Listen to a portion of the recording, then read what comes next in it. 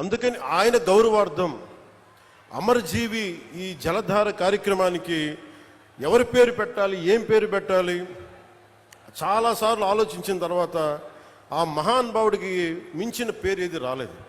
మనస్ఫూర్తిగా వారికి శతకోటి నమస్కారాలు, శతకోటి దండాలు తెలియజేస్తాం. ఆ మహానుభావుడు చనిపోయాను, పంచభూతాల్లో కలిసిపోయారు, కానీ ఆయన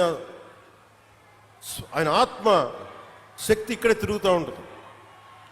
ఎందుకంటే మనం మంచి వాళ్ళని పెంపొందించుకుంటే తప్ప సమాజానికి మంచి చేయలేం.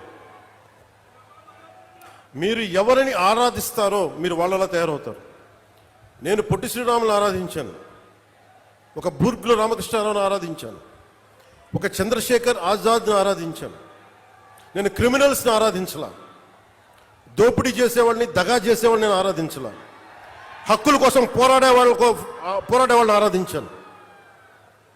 దానివల్లే నేను తగ్గి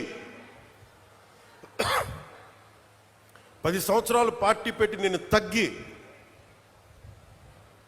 సీట్ల విషయంలో తగ్గి, అందరి చేత తిట్లు తింటా, ఒకడు అమ్మేశానని ఒకడు, ఇంకా దిగజారిపోయాను ఇంకొకడు, ఎవరు మాట్లాడినా నేను తగ్గింది. మీకు నేను ఈ నీటి సాక్షిగా చెప్తున్నాను, నేను తాగే నీళ్ళు సాక్షిగా చెప్తున్నాను, అమరజీవి జలధార సాక్షిగా చెప్తున్నాను. రాష్ట్రానికి మంచి జరగాలి, మీకు మంచి జరగాలని నాకు స్వార్థమే లేదు. నాకు జీవితకాలం వాటర్ బాటిల్స్ కొనుక్కొని పెట్టుకోవచ్చు. నేను ఎప్పుడు జీవితంలో కలగనలా వాటర్ బాటిల్ కొనుక్కొని నీళ్లు తాగాల్సి వస్తుంది పెరిగేటప్పుడు. దట్టు ముఖ్యంగా మరి గోదావరి జిల్లాలో గోదావరి తీర ప్రాంతం పారే కాలం ఇది, నేల ఇది. ఇక్కడ కూడా నీళ్ళ కరువు వస్తుంటే నేను ఎప్పుడు కళ్ళలో కూడా ఎవరు ఊహించున్నాం. ఒకసారి మీ ఇంట్లో మీ పెద్దల్ని, మీ తాతల్ని, మీ అమ్మల్ని అడగండి, మీ నాన్నగారిని అడగండి, వాళ్ళు చెప్తారు ఎప్పుడు ఊహించున్నాం. 2018లో నేను భీమవరం వెళ్ళి 2000 వరుసగా తిరుగుతున్నప్పుడు, భీమవరంకి వెళ్తే మన నాయకర్ గారే ఉన్నారు, వెళ్ళి ఆయన ఎక్కడో కూర్చోబెడితే నీళ్ళు ఇస్తే పసుపు పచ్చకున్నాయి బాత్రూంలో, అవి వడకట్టుకొని తాగాలంట.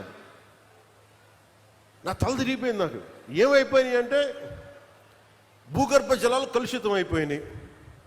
ఒకవైపు నిండు నది గోదావరమ్మ పారడం ఏంటి, ఆర్థర్ కాటన్ కట్టిన బ్రిడ్జిలు ఉండి అన్నీ ఉండి